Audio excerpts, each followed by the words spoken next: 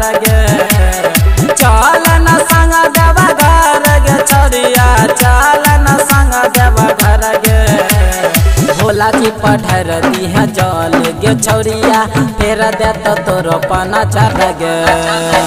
भोला जी पठर दी है जल गे छौरिया फेर दे तो तोरो पना चढ़ गे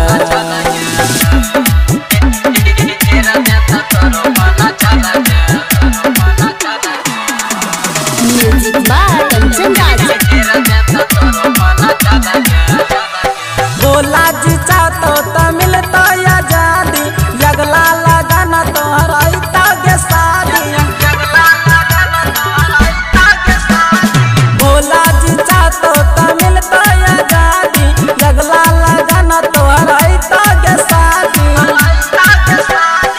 हाल कमरिया के भेस गे छौरिया देरुआ रंगला डरे सगे भोला जी पठर दी है जल गे छौरिया फेर दे तो तोरो पना चढ़ गे भोला जी पठर दी है जल गे छौरिया फेर दे तो तोरो पना चढ़ गे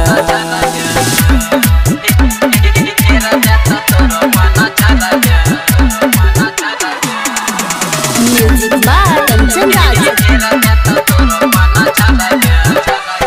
खाली न लौटे छै कना नर नारी सच्चा मन से जे जाय छै शिव के दुआरी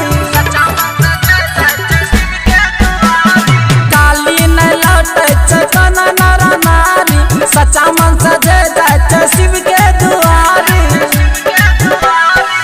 कबर जा के दतई गे छौरी संजीवा के जोर गे भोला जी पठर दी है जल गे छौरिया फेर दे तो तोरो पना चढ़ गे भोला जी पठर दी है जल गे छौरिया फेर दे तो तोरो पना चढ़ गे। जय मां चंडिका रिकॉर्डिंग स्टूडियो राजा सोनभर।